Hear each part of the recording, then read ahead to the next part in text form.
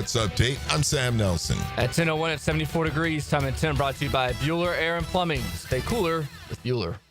1010XL, presented by Farah & Farah, exclusive injury law firm of the Jacksonville Jaguars. Still, present, ready. Farah doesn't flinch.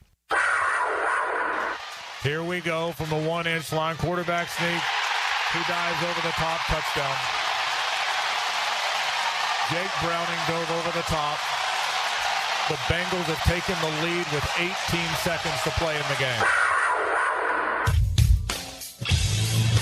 1010XL 92.5 FM presents Jaguars Today with your hosts Mike Dempsey, Tony Smith, and Dylan Denmark. All right, good morning, everybody, and welcome into Jaguars Today. David Garrard's got the day off. That was pre-planned, not just disappointed with the outcome of yesterday's game. Thought we were going to have back-to-back victory Mondays for quite a long time throughout the course of the day yesterday, Tony, but too many critical errors by the Jacksonville Jaguars. They just couldn't overcome at the wrong times, and one questionable call on the last defensive drive that enabled Cincinnati to go down and steal a victory from the Jags. And I really mean steal, because, you know, you can talk about it all the time. Oh, I thought we were the better team that day. Well, the scoreboard is what the scoreboard is. And in the end, the Jags lost and the Bengals won. So they're undefeated and the Jags are 1-1. But, man, if ever there was a game I felt like the Jags could have won that by multiple touchdowns, that they didn't even win, that was the game yesterday.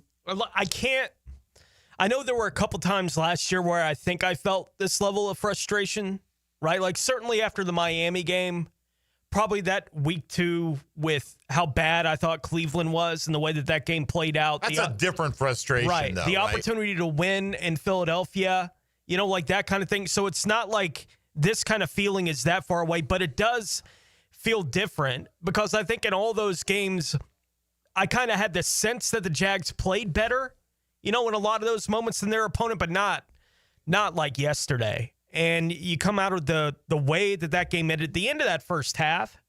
I mean, the final 3 minutes of that half watching, I felt like apparently Liam Cohen felt at the end of it, where he's just like, get us to halftime. Right. Like everything just feels like it's just slipping through our fingers. Everything. They had forced the interception, and good on them for doing it. Illegal shift. Right. But illegal shift. And illegal shift. Like as I just mentioned in crosstalk, I know and I share the frustration with Brian Thomas Jr. on that third down play. Him not finishing that route, trying to make a play on the ball, and Bale just make a play for the football team. In that moment, he doesn't.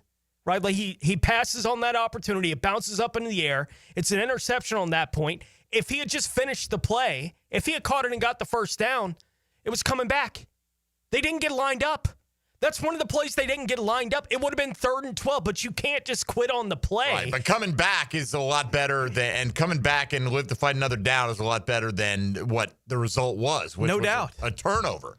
And they had that kind of thing, not quite like that, but you can make a list that's probably 12, 15 objects long that you can really focus your frustration on. But for me, nothing on the list is even close to where I'm at with Brian Thomas Jr. and the way the first 2 weeks have gone. It's mind-boggling how bad he looked at times yesterday. Made a couple of nice catches yesterday as well, but you know, he got the targets, but he's not converting them. And you had the one in the end zone where it looked like he kind of almost was ducking a little bit. Like that you've got to attack the football. I never saw Jimmy do that. If we're talking about him being the next Jimmy, I never saw Jimmy do that. I agree with that. I mean, you can't do that, period. I mean, I don't know if he's hearing footsteps. I don't know what it is. I don't know what it's like to be in the body of an NFL wide receiver when all that chaos is swirling around you. I'm not saying I could do it. Right, but that's the job. Yeah. And he didn't execute it at a high level yesterday on a couple of occasions. De'Ami Brown,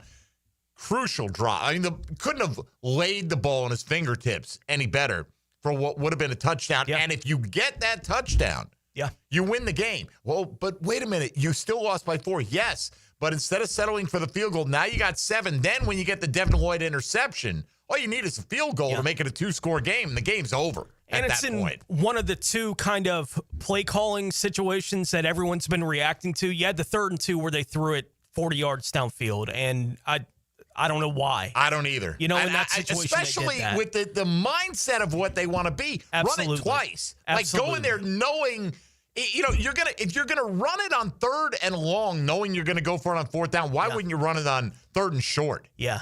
And the other one being the goal to go situation where they had a couple opportunities to run that they chose not to.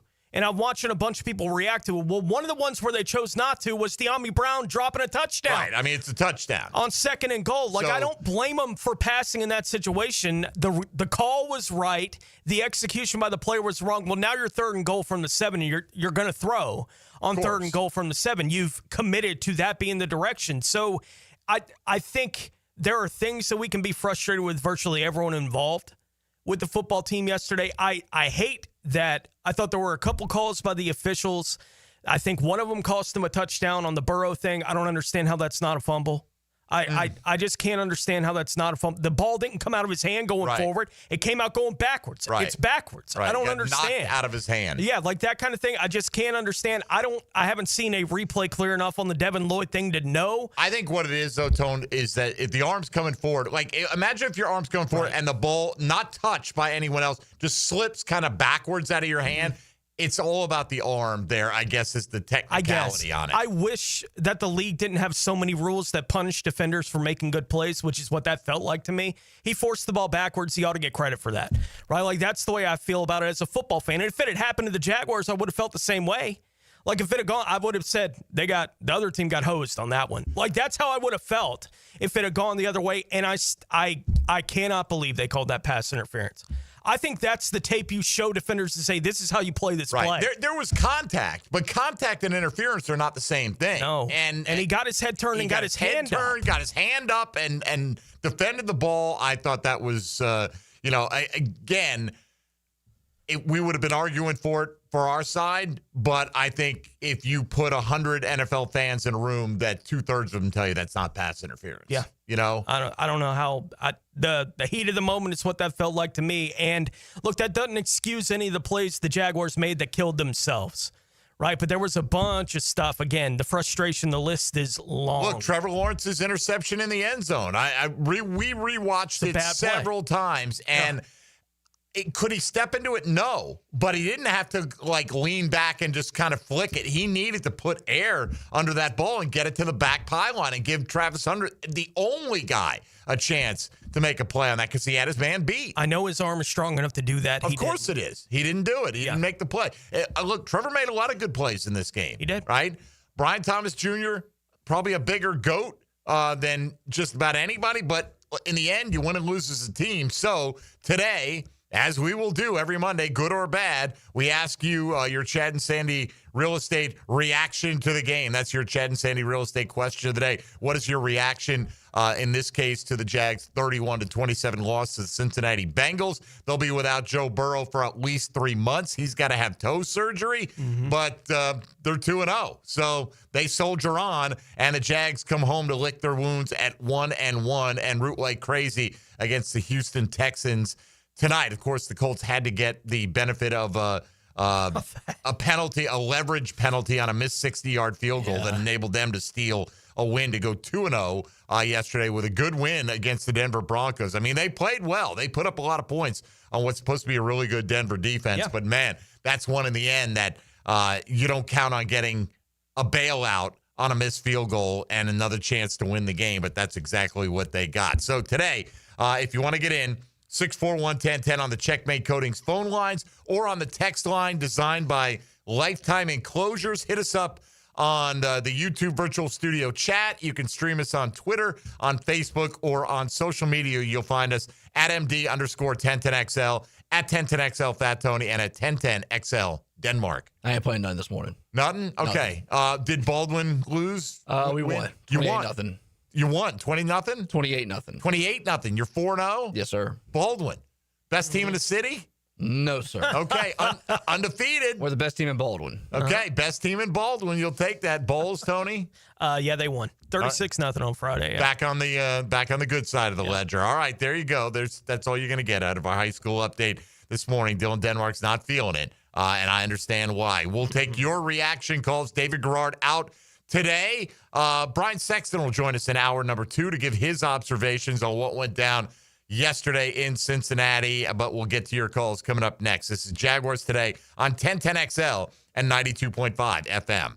Hey, folks, Mike Dempsey here for Pella Windows and Doors. I like to recommend the absolute best companies, which is why I'm proud to say that I chose Pella for my own home, and now's a great time to upgrade your home as well with 0% financing for 60 months. 5 years of interest-free payments on the best windows and doors in the business. Don't take my word for it. Consumer Reports will tell you that Pella's #1 in all the major window categories. You can schedule a free consultation by going to PellaJacks.com or simply visit the Pella showroom on Phillips Highway just north of Bay Meadows. That's Pella Windows and Doors. Dreamfinders Homes, Monday. On Jaguars Today, the atmosphere of a college football Saturday is electric. Get pregame news and notes you need to know before the games begin. It's the Bueller Aaron Plumbing College Kickoff. Served up by Sonny's Barbecue. Friday night at 6 on 1010XL. This is Jennifer Marion at Randy Marion Cadillac, Southside Boulevard in Jacksonville, and now's the time to drive away in luxury. That's right, Jennifer. The $7,500 tax credit ends this month. It's your last month to take advantage of this incredible opportunity. At Randy Marion Cadillac, drive the all-new electric Optique, Lyric, and Vistique. They are all in stock and ready to drive today. See all of our inventory at Randy Marion Cadillac of Jacksonville.com or visit us on Southside Boulevard, Jacksonville. And don't forget, tell them Jennifer sent you. Hey Jacksonville, this is Chip Davis, director of the Flounder Pounder Fishing Tournament. We are fast approaching our 16th annual tournament benefiting the Jacksonville School for Autism. With the help of our amazing community, we raised over $1.4 million the last 15 years. This year's tournament will be held at Palm Valley Outdoors on the Intercoastal Waterway. Captain's meeting is Thursday night, October 9th, and the tournament is Saturday, October 11th. I'm inviting you and your family to come out and enjoy our tournament festivities, raise some money, and support autism awareness. Special thanks to U.S. Army Recruitment Jacks for their support. Flounder Pounder for Autism 2025. See you there. Balancing books and the grind of daily practice is what it takes to be a scholar athlete. Wednesdays on The Frangie Show, kept healthy by Southeast Orthopedic Specialists. and the Plumbers and Pipefitters Local Union 234.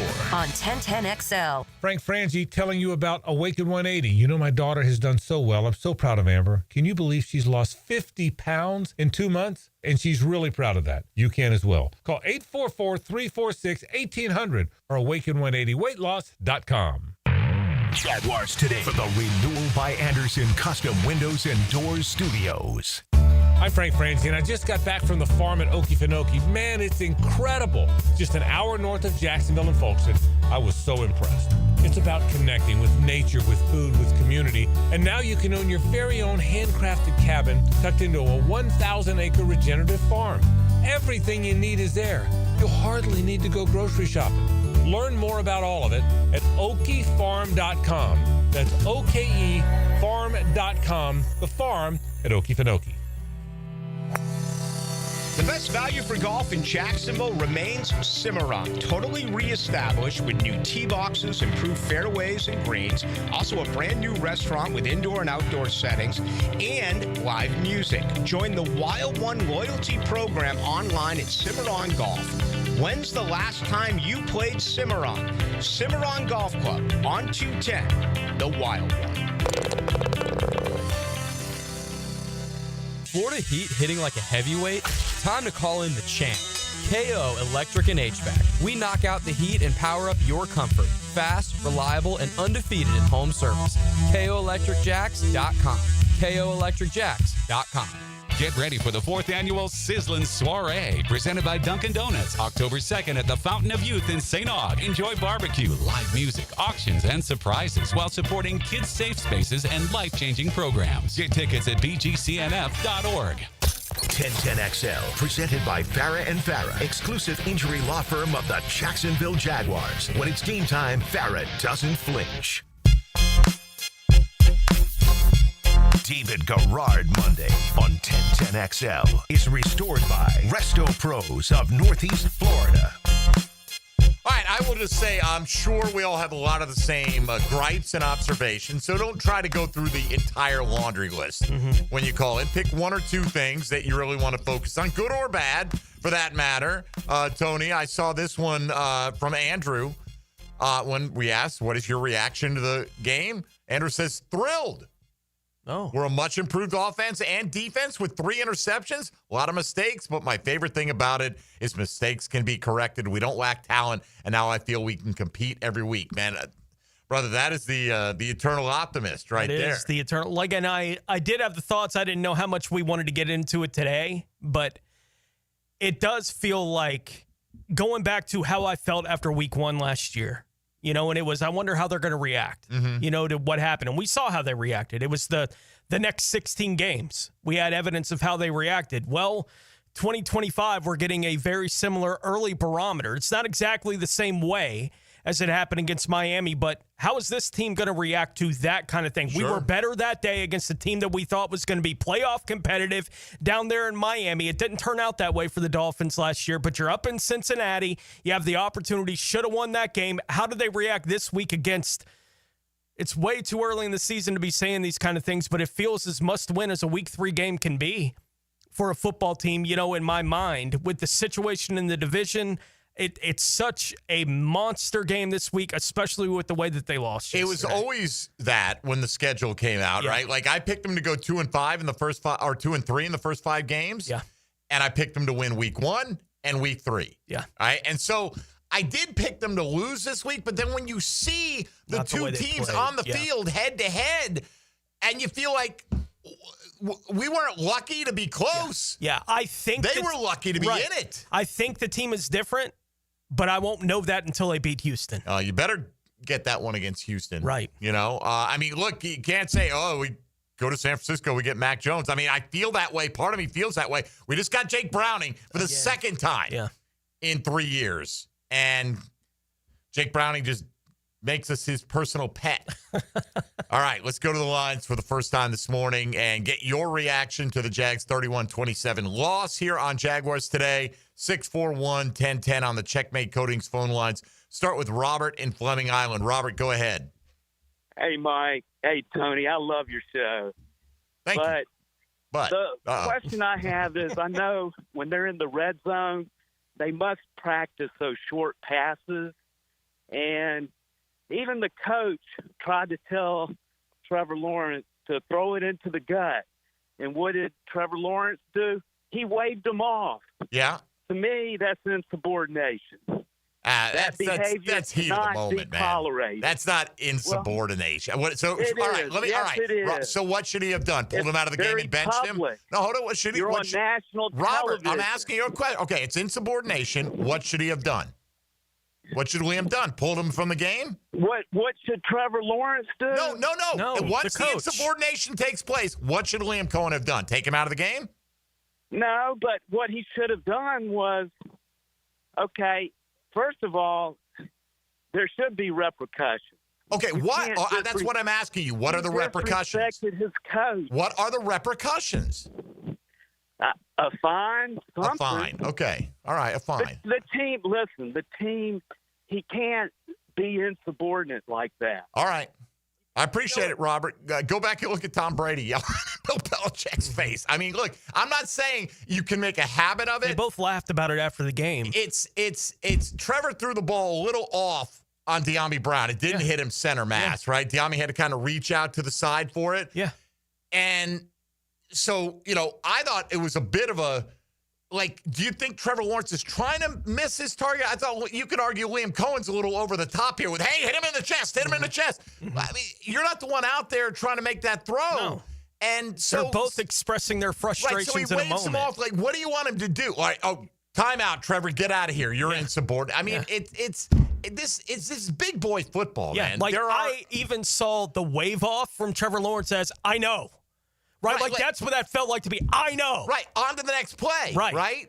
I get it. And so I don't mind the coach being frustrated in the moment. Fine. What happened Express 2 plays the frustration later? Even. Right. He hit his guy right in the chest. Right. And he dropped it. Right. I think that moment, if people want to just lock in on that, I think you're going too far with that one. I think the coach expressed frustration in the moment. The player basically said, I got it. Next play.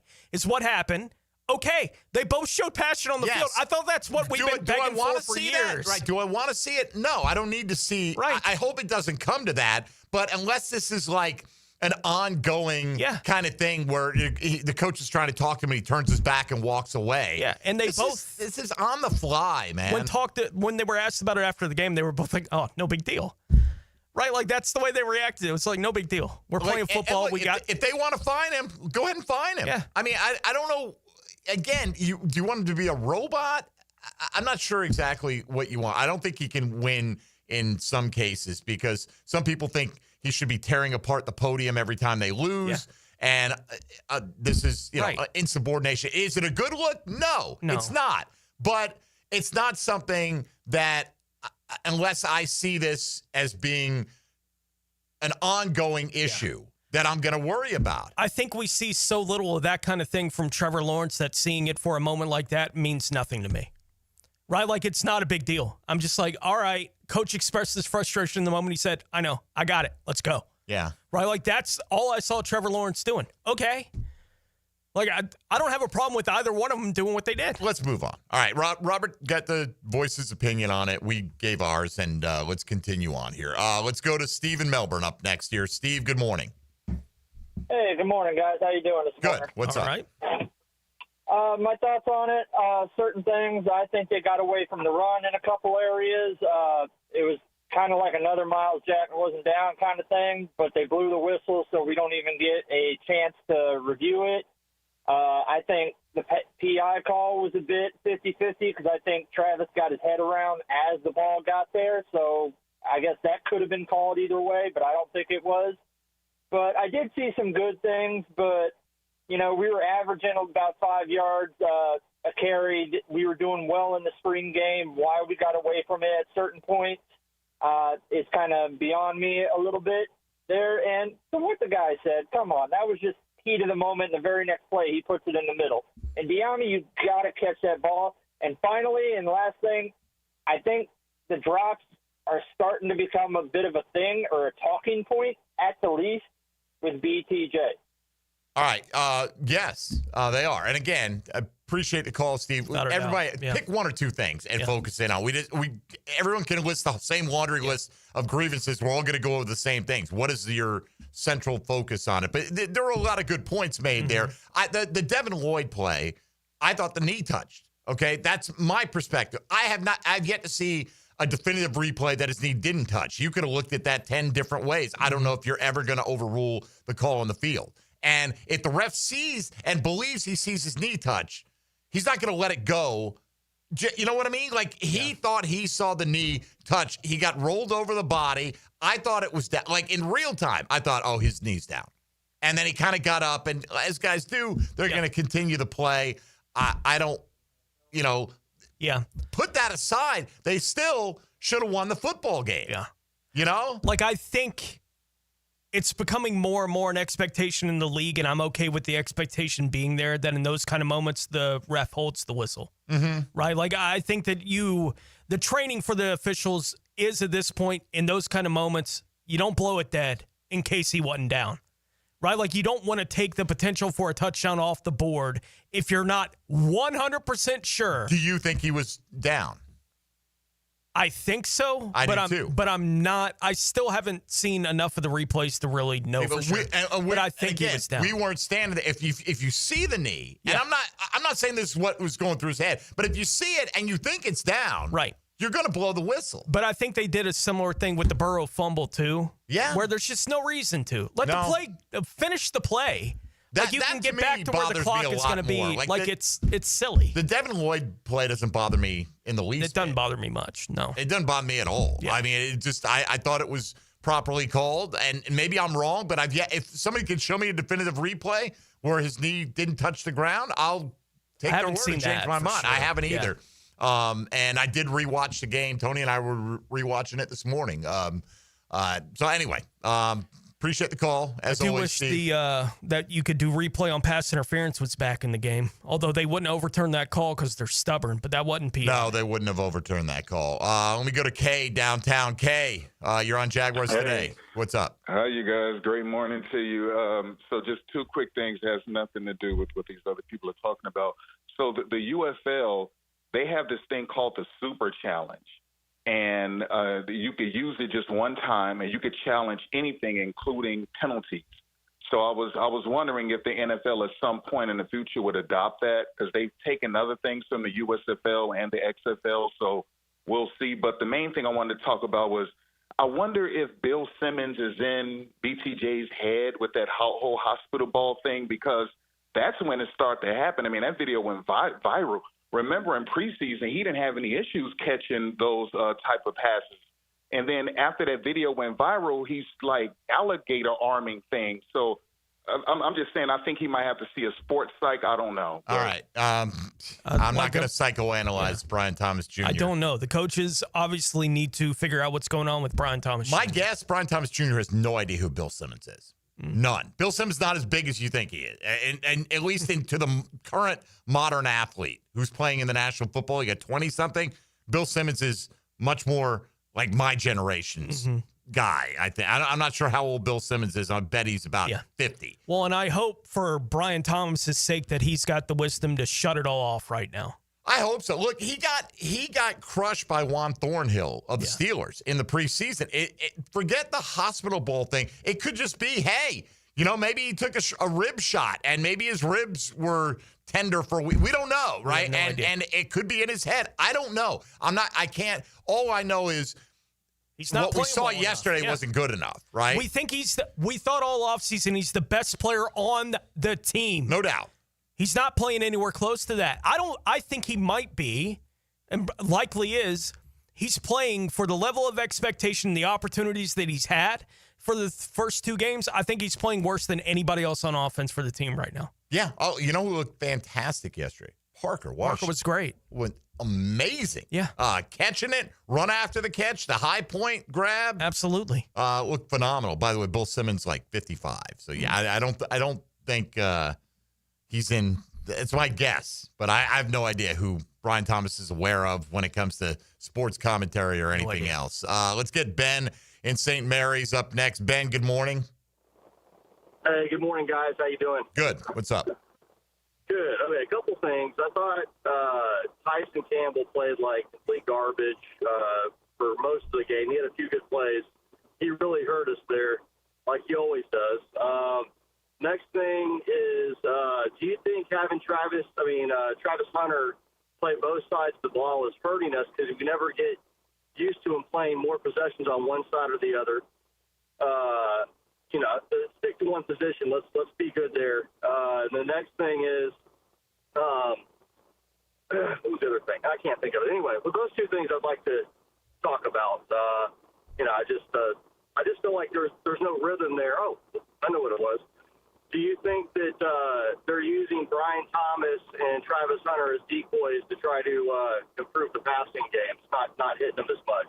No, I mean, look, they threw it to Brian Thomas 12 times yesterday. Yeah. That's the volume he was getting down the stretch. I don't think that makes you a decoy when you're getting a dozen looks. No, they're trying to feature him. As far as Travis Hunter goes, this is the plan. They're not just going to decide after 2 weeks. You know what? We built the entire offseason around giving all these assets to go get this guy who's going to revolutionize the game of football, and after 2 weeks, we're going to make him just one or the other. It's not going to happen. He made the play yesterday that should have won the game. Should have. The officials took that away from him. He made the play yesterday that should have won the football game for the Jaguars, but that's the official threw a flag. The rest of that possession happened. Yeah. Right? Like, you can't duck any of those things, but I don't think it's because Hunter did anything wrong in that particular moment. Doesn't mean that, look, Tyson Campbell's got his own issues with the way that I thought that there were times, again, yesterday. I understand the fear of a guy like Jamar Chase, and if you press him, odds are he's going to beat you. If you play off him, odds are he's going to beat you. When you're on, like, the 5-yard line. Right. What do you give him a free release on a little slant, and he walks into the end zone. Right, like that one, I don't know. And he made a couple of good plays on T. Higgins, but he gave up the biggest play. I mean, that play. Third down, 42-yarder, and it was good pressure. Browning just kind of threw that up, and he got beat immediately. Let this guy make a play. Off the line. And you can't have it. Yeah. I mean, you're right. He's got to be better than that as the number one guy. I did think he made a couple of plays, but there were a lot of instances yesterday where he was about a half step too late. He was. And granted, they're really good players, but we're paying Tyson Campbell to be a really good player here as well.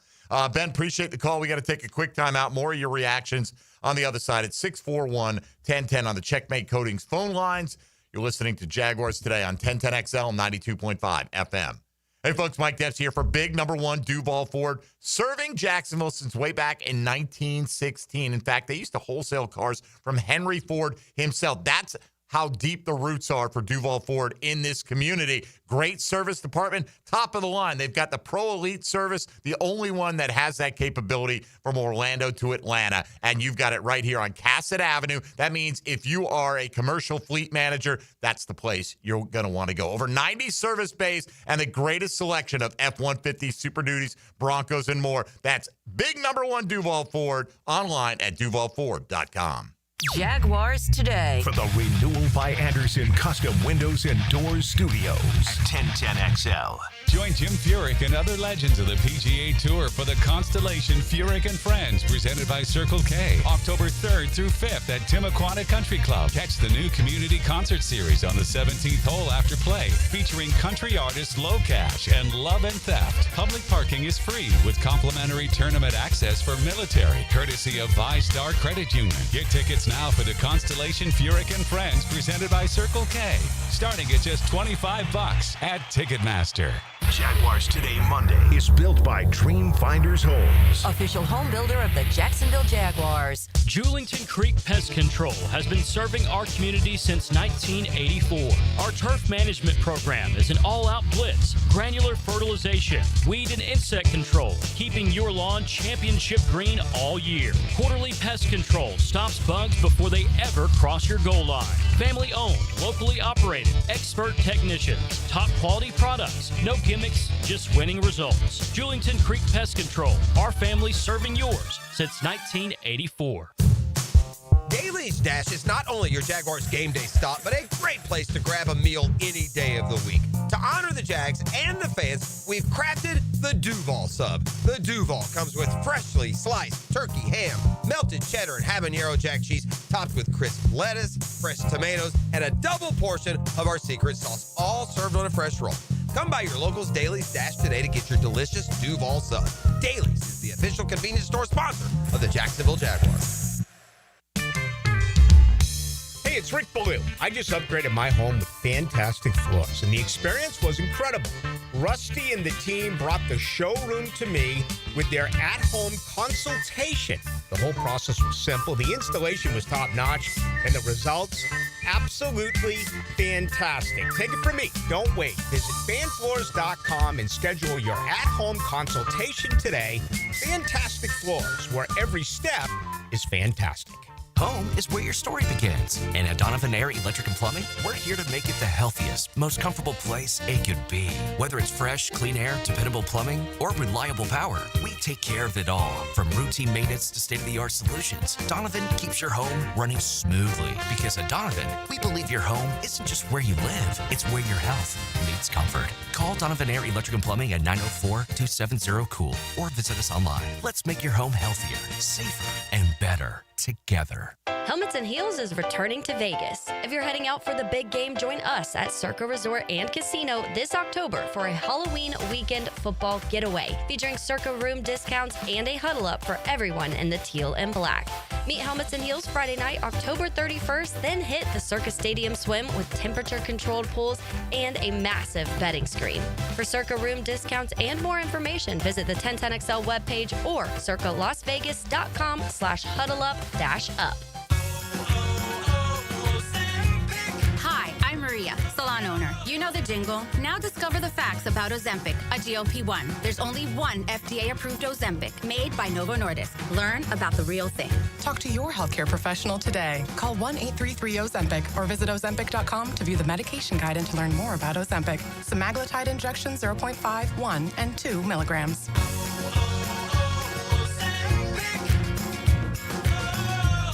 1010XL, presented by Farah and Farah, exclusive injury law firm of the Jacksonville Jaguars. Focused, fueled, fearless, Farah. Jaguars Today on 1010XL with David Garrard is restored by Resto Pros of Northeast Florida. Trevor drops, looking, screens it out to the left side. That's two, made a man miss, got it to the 5-yard line, into the end zone, touchdown! Bayshore Toot made a terrific move after catching it, and then exploded into the end zone, and Jacksonville has retaken the lead. There you go. The first touchdown of Bajal Tutin's career. Frank Frangie on the call for the Jaguar Radio Network. And for the most part, Tony, I feel like Travis Etienne has been excellent for the first 2 weeks.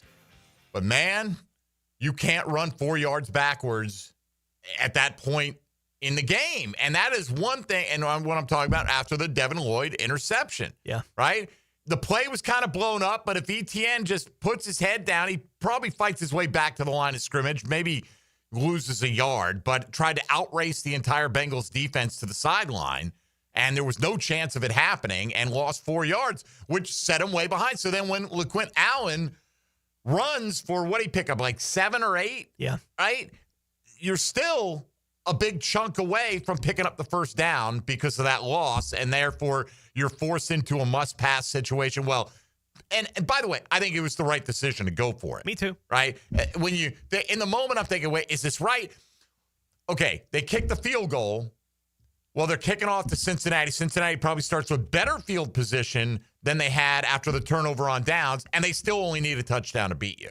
So I do think going for it was right. I was more curious about Cincinnati's decision to go for it.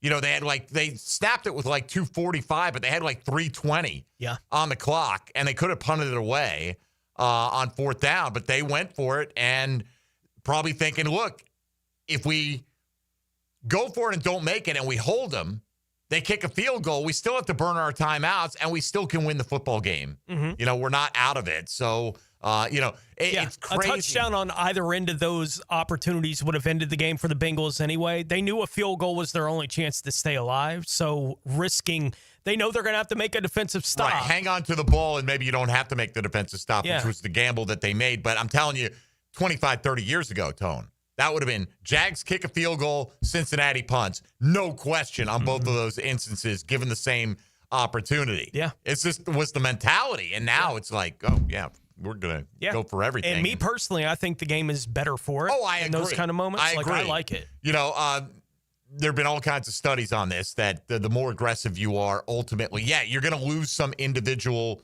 instances of it, but the big picture, you're going to come out ahead, you know, when you go for it on 4th and 1, that kind of thing. Yep. But regardless, I didn't have an issue with the Jags going for it.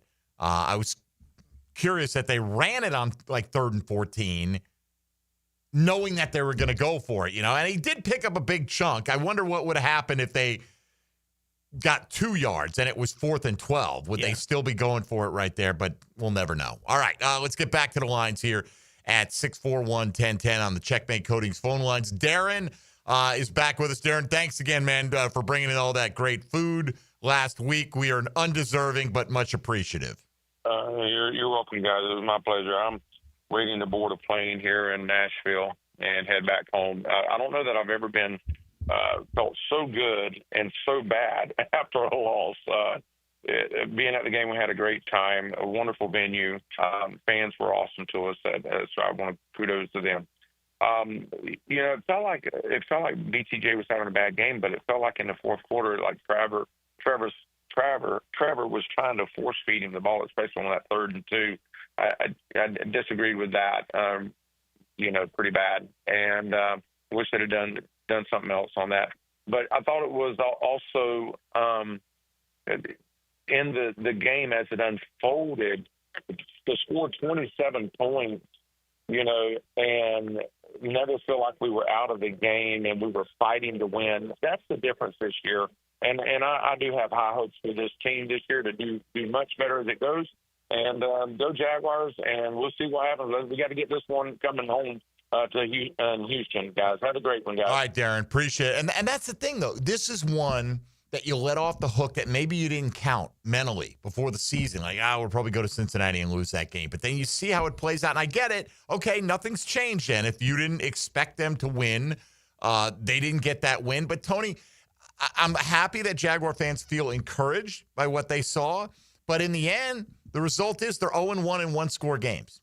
Okay? So that's where they're at, right? And you can feel like, we could have won that a million different ways. I feel like there are a bunch of games like that last year. We could have won and they were 3-10 in those. Right. Something along that, yeah. So you're 0-1 now in these games. You have not executed. And look, the defense did get the 3 turnovers, but they also, and granted, with the benefit of a call we all think is a bad one on pass interference, still want to go on a 15-play game-winning touchdown drive.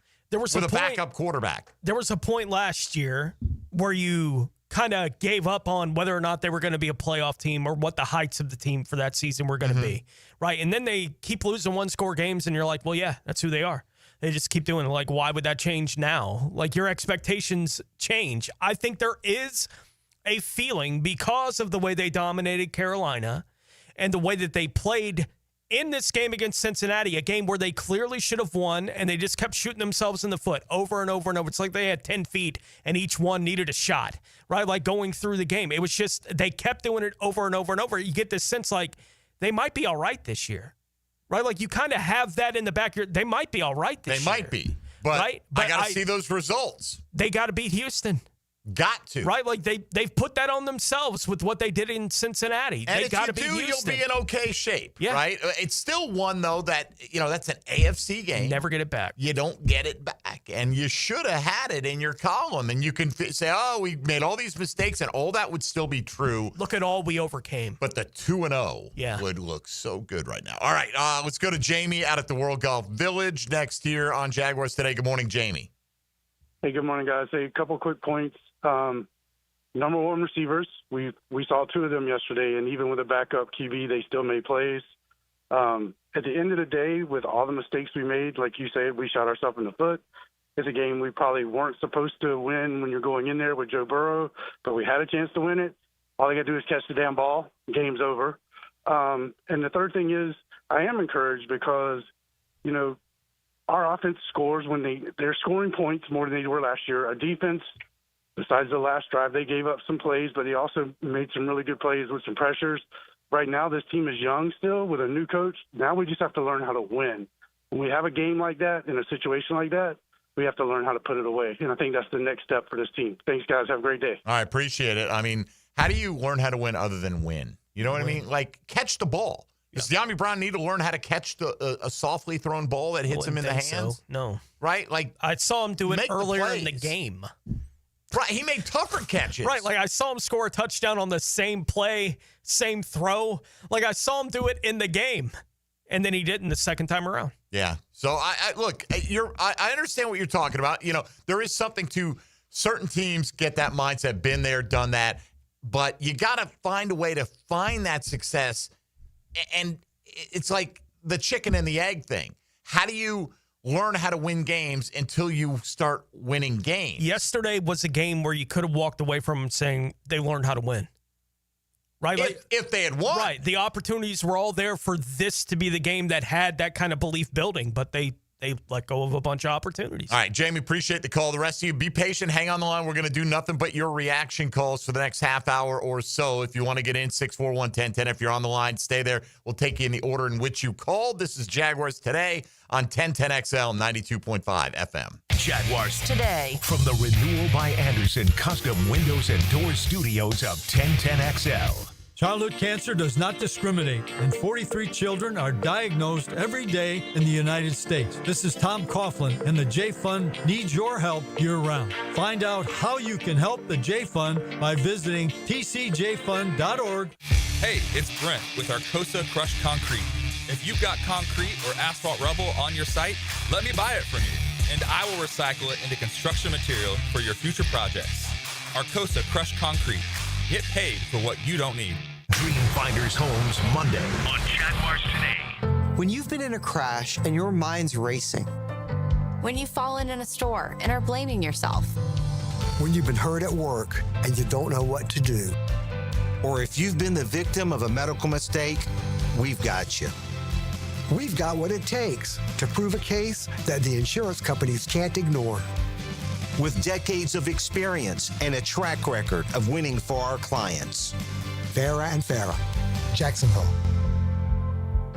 Go inside your home team's locker room with Jags beat reporter Hayes Carline. Check out my blog at 1010XL.com so you can catch all the news and nuggets you need to know. My blog is brought to you by Roland Reese Plumbing, where quality and experience count. Fall is here. The air is crisp. Football is on, and the perfect backyard atmosphere starts with a high-quality fireplace from CSS Fireplaces and Outdoor Living. Hey, it's Joe C. Imagine nights by the fire, cheering on your team, surrounded by friends and family. CSS can transform your outdoor space into the ultimate game day destination. Stylish, warm, and built for memories. With several wood, gas, and electric options, let CSS make your backyard the best seat in the house. Visit CSSFireplaces.com. Now, the Randy Marion Cadillac Drive of the Game. Randy Marion Cadillac of Jacksonville. Drive to the game in luxury with Randy Marion Cadillac of Jacksonville. Trevor Lawrence showed on Sunday that an important key to the Jacksonville game is giving him the keys to set the table for the Young Guns. Lawrence would lead the squad on a 9-play, 69-yard drive, capped off by a De'Ami Brown touchdown to give the team an early 7-0 lead. The 4-minute drive is your Randy Marion Cadillac Drive of the Game. This is Jennifer Marion at Randy Marion Cadillac, Southside Boulevard in Jacksonville, and now's the time to drive away in luxury. That's right, Jennifer. The $7,500 tax credit ends this month. It's your last month to take advantage of this incredible opportunity. At Randy Marion Cadillac, drive the all-new electric Optique, Lyric, and Vistique. They are all in stock and ready to drive today. See all of our inventory at Randy Marion Cadillac of Jacksonville.com or visit us on Southside Boulevard, Jacksonville. And don't forget, tell them Jennifer sent you. I-9 Sports is geared up for fun for kids all over the First Coast with fall and winter registration open right now. Kids ages 3 to 17 get in the gym or on the field with I-9 Sports, covering Clay, Duval, and St. John's. And I-9 has all-girls flag football at Oakley, UNF, Fletcher, and Creekside. Plenty of other spots and sports on the First Coast to take advantage of. Don't miss out. Registration open now for fall and winter at i9sports.com. Enter 1010 in the promo code for a discount. Right now, they're on their way to disrupt your life, make you uncomfortable, and rob you. Don't bother calling the police. They can't help. That's right. Summer heat and humidity are about to attack North Florida again. You know what to do. Call Mike Merritt. Mike Merritt's Heating and Air has a license to chill. When heat and humidity are attacking you, Mike Merritt provides a comfortable chill at a bargain price. Mike has been keeping North Florida comfortable for 30 years. Mike Merritt technicians are never paid commissions, meaning you'll never be pressured to buy something you don't need. And Mike Merritt knows cooling issues can arise anytime. They don't just happen during business hours. So Mike Merritt never charges overtime fees. When you need us, we're here for you. Remember, in the fight against heat and humidity, Mike Merritt has a license to chill. Visit merrittair.com. Florida license number CACO 50384. I know you love sports, so why not take that passion and make a difference in your community as a volunteer coach with the YMCA? Whether it's soccer, basketball, volleyball, or flag football, the Y is always looking for positive role models to help kids grow in both skills and character. Even if you've got no coaching experience, that's fine. We'll provide the training. Step up, give back, and be the coach that makes a difference. To volunteer, visit your local Y or fcymca.org. 1010XL, presented by Farah and Farah, exclusive injury law firm of the Jacksonville Jaguars. Still, present, ready. Farah doesn't flinch. David Garrard Monday on 1010XL is restored by Resto Pros of Northeast Florida. All right, let's get your reactions here on the Checkmate Coatings phone lines. Jags fall. They're 1-1. The sky has not fallen. It just feels like it at moments, right? I mean, look, I ride the emotional roller coaster, Tony. I can see the positives that were in this game, but there were just some things that were all in their hands, that nothing that the Bengals did to stop certain plays. And I'm sure the Bengals probably feel like they've got a few of those as well. But to my eyes, there are a lot more pluses in the Jags column, and that's why this game is so disappointing. I mean, this shouldn't have been a close Jaguar win. This should have been a comfortable Jaguar win. At least that's the way it felt to me.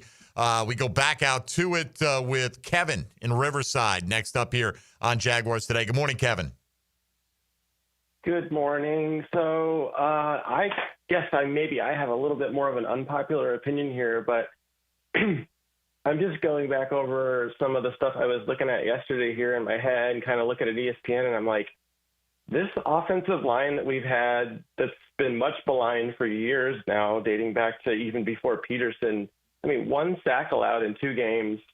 It's a small sample size, right? 2 games, but 1 sack allowed in 2 games. Number 1 rushing offense in yards, top 5 in total offensive yards. They're top 10 in points scored, plus 3 turnover differential. They've punted 4 times in 2 games. They've overcome tons of penalties. That horrible PI call. I mean, we had 4 illegal shifts. That's indicative of a young offensive team still trying to learn a really complex system. So, yeah. I'm excited about this team. I think they looked awesome yesterday, and I thought that they'd lost to a good team in a tough situation on the road, and I think we're going to be fine. All right. Well, that's fine. No, that's why we're asking for your reaction. Mm-hmm. I will say, I think it was 6 illegal shifts. I think the last play was technically an illegal shift because they never came set, but the clock was going to go to 0 before they could get set. So right, but no big deal. But they had a bunch. And mostly they were declined because the Jags didn't do anything positive on those plays. Yeah, they were 0 plays. Right. And you could say, well, this is indicative of a young team learning an offense. They've had the entire – I don't see too many – there are new coordinators around the league. I haven't seen any team had 5 or 6 illegal shifts in a game like the Jags did, including like 3 and 4 plays. So granted, there are a lot of positives. The offensive line has been generally good, right? Trey Hendrickson's a game wrecker. He did have a sack. He had another that – he had the pressure that led to the INT. He had the pressure that led to the INT, which still should not have been an INT, in my opinion. Mm-hmm. And he had another one where I think he got credited for a pass defense where the ball came out of Trevor's hands and they ruled it incomplete. Yeah. Right? And he had the late sack. Yeah, he played pretty well. And the running game has been really good, picking up chunks of yards. Yeah. Yeah, which is makes why that 3rd and 2 all the more mystifying. That's the frustration on that 3rd down play call. But hey, look, Kevin, you're not alone. There are plenty of people that take the positives out of it, right? Yeah. I don't want to show up on Monday and just sugarcoat everything and say, right, this, that, and that, because you can focus on those positives. And that's great, but the bottom line is you play the game for one reason: to post a W on Sunday, and they were unable to do that because collectively there were too many little things. Yeah, there are a lot of big picture positives.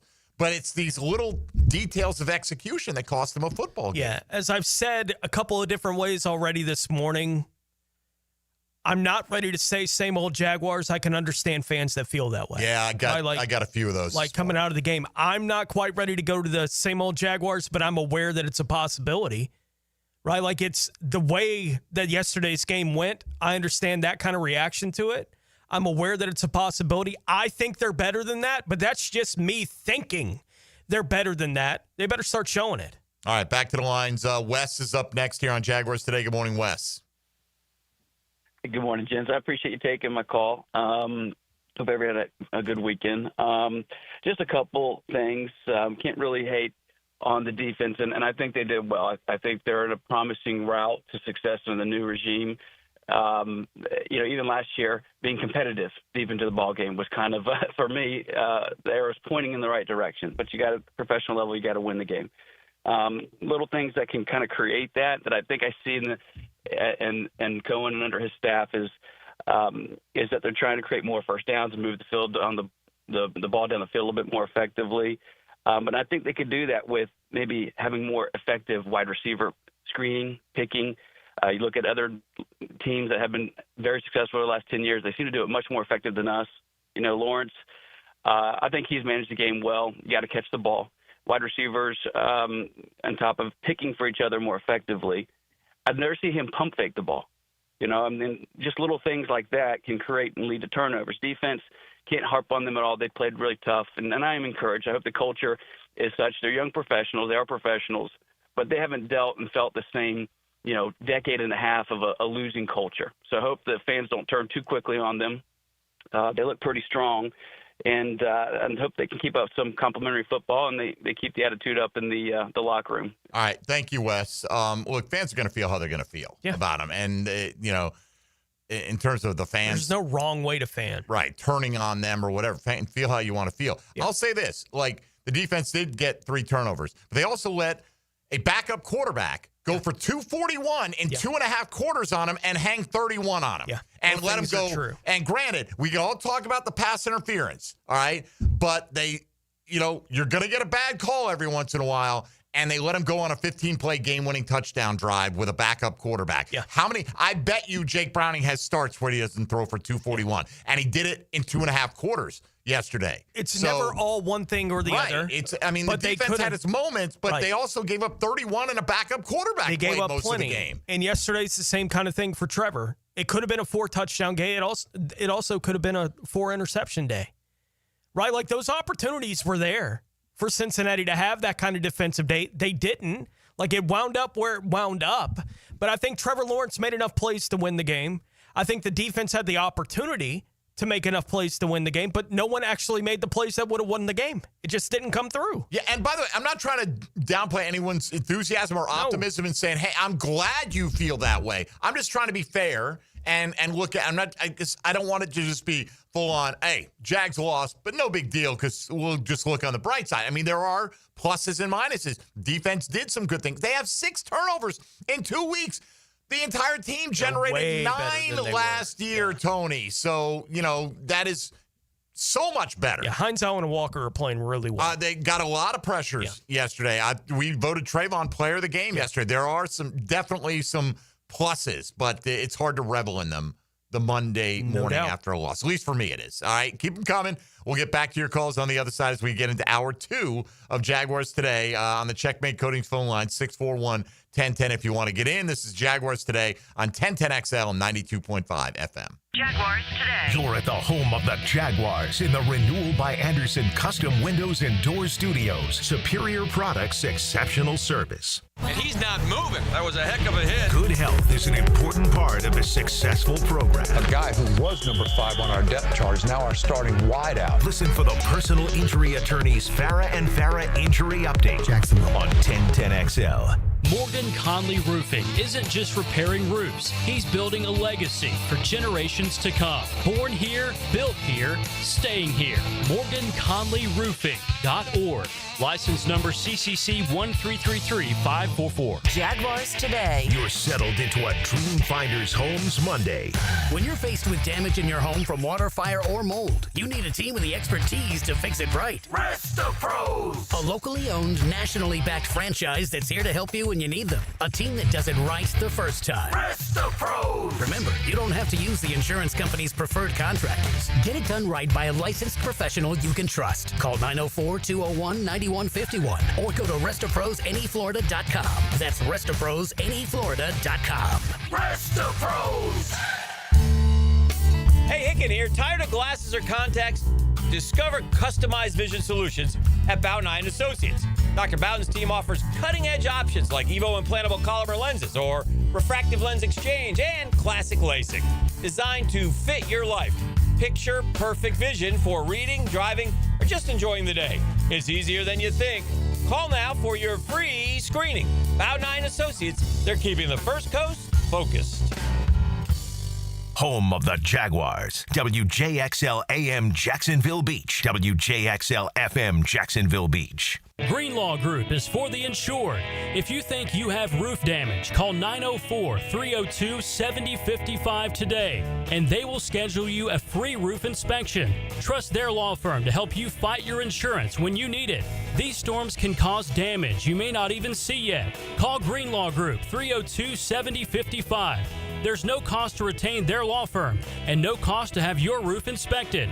They only get paid if you win. Greenlaw Group, for the insured. Are you an experienced chiller technician and looking for a role where your skills are truly valued? It's time to make the move to Local 234, plumbers, pipe fitters, and HVAC technicians. You'll get top pay, comprehensive health and welfare benefits for your family, and a pension that doesn't come out of your pocket. Join the team that's got your back. Local 234, proud partner of the Jacksonville Jaguars. Visit UA234.com to send your resume today. Equal opportunity employer. Yo, this is Tony from Tony D's. Are you looking for a great slice of pizza?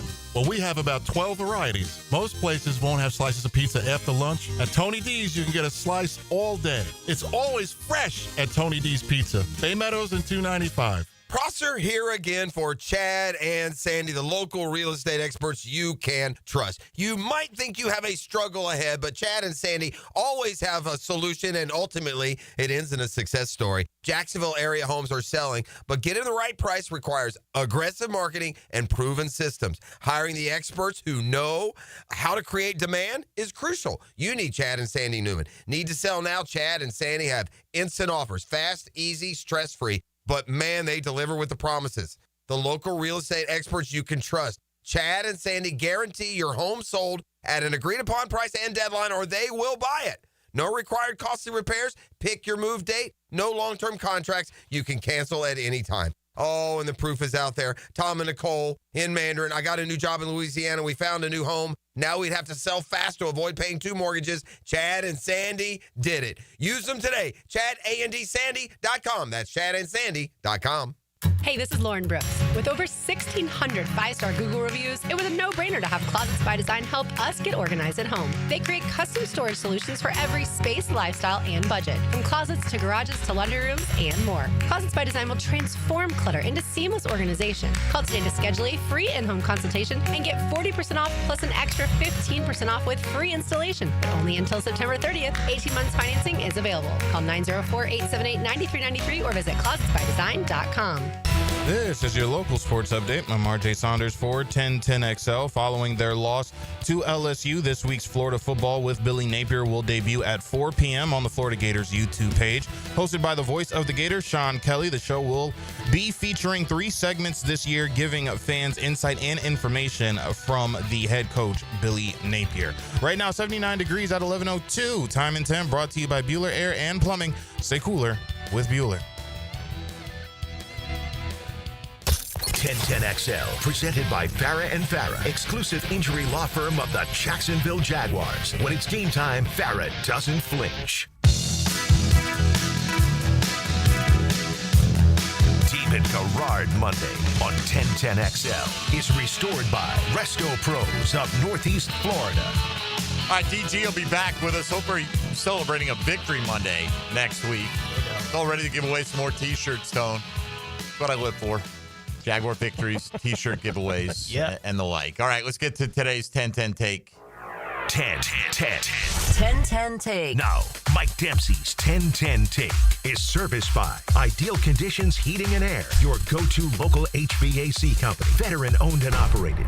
All right, look, we're all disappointed in various ways, or encouraged somewhat by what we saw, or maybe a mix of both. But what I hope is that the players today are furious. I hope they're mad, and they're mad at themselves, at least for 24 hours, right? Then you can go with the 24-hour rule, and it's on to Houston, and that's fantastic. But this has to be different. This cannot be, we came close. Next time we'll get them. There was too much of that last year. As you pointed out, Tony, 3-10 in one-score games. This has to stop now. This is this self-defeating play, these mental errors, and some of them are physical errors, but I don't know what you describe what De'Ami Brown's drop in the end zone is. It is a physical error, but it feels like a lapse in concentration as well. You can't have them. You're not there yet. You're not that good yet that you can overcome all this stuff. Maybe on a given Sunday, but not consistently. So I hope they're furious today. I hope that this is a draw line in the sand kind of moment. I hope we see a team play like their hair's on fire on Sunday against the Houston Texans. They should feel that way anyway, even if they were 2-0. But I hope this crystallizes for them exactly what can happen if you're not on your P's and Q's, and the guys who were here yesterday or last year, and there are plenty of them, can speak to the slippery slope of finding creative ways to lose one-score games. So I hope that I'm not saying players-only meeting or anything like that. I just hope there's some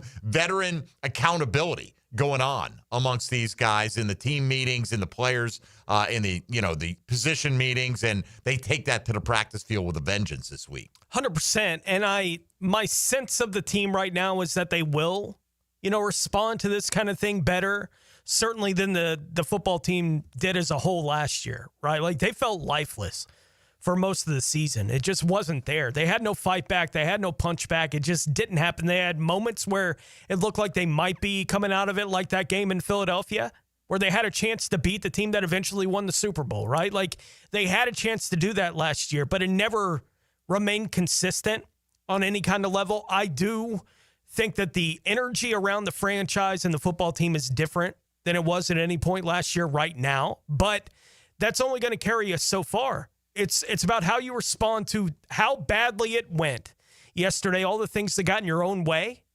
to hand you your first loss of the season can't happen again, right? And the can't happen again is we're not going to allow it to happen again, right? Like, we're going to be better than that in these moments. That's right. Up to You them. have control over that. It doesn't just happen to you. Yeah. You're impacting Like, what I goes think on. they're going to be better than that. I think they are better than that, but you got to show me that for me to actually believe it. Go out and beat Houston, convincingly or otherwise. Just beat them. And you know what? You'll be right back on track. No doubt. But you've got to do how you respond, because we can talk all we want about Mac Jones. You just lost to a backup quarterback yesterday. So if Mac Jones is the starter when you go to San Francisco, that guarantees you nothing. No. Right? And if you're going in there 1-2, you'll probably have blown a couple of good opportunities, because this is a good opportunity. I know how well Houston has played against Jacksonville of late, but this is at home, and I don't think this is a great Texans team by any stretch. I'm not saying we're a great Jags team yet either, but I think we got the potential to be good. Let's put it that way. All right, let's move on and get more of our listening audience's reaction, starting with Brian in East Arlington. Brian, thanks for hanging on. What's on your mind this morning? Hey, good morning, fellas. Good morning. You know, the one thing that gets me about the game is at the end of the half, Cohen he totally mismanaged time, and I don't know what he was doing, because we got one of the best field goal kickers in the NFL that can make bombs. And they acted like, oh, well, 2 timeouts and 12 seconds, 15 seconds isn't that big of a deal. If he continues that attitude moving forward, as close as games are in the NFL these days, you're going to lose a lot more games.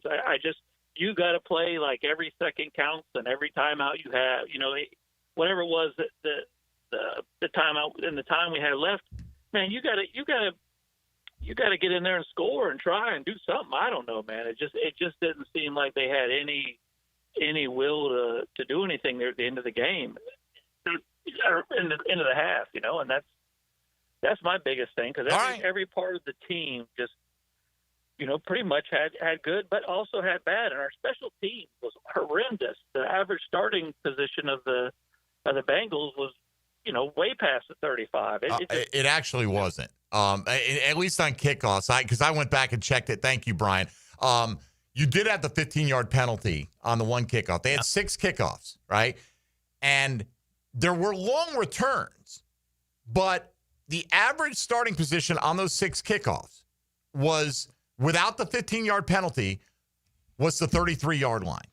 Okay, now, if you kick it through the end zone, which Cam Little can do every single time, you're going to start at the 35. Mm-hmm. So they're trying to allow teams to return and keep it short of the 35. Obviously, they want to keep it even shorter than that, right? For sure. But if you include the 15-yard penalty in there, the average starting position was like the 36. Yeah. So it's because they ran that yardage back. Those were long-ish returns, but they were still starting right around on average, where if you just said Cam Little kick it through the back of the end zone, we're not going to allow any returns today, they would have started there all game long. Yeah, it's a play again. So the Jags are trying to figure out how to take advantage of it. Cincinnati did pretty well, right? Like when they returned the ball yesterday, give credit to Cincinnati for doing it, right? They made a couple plays on it. Fine.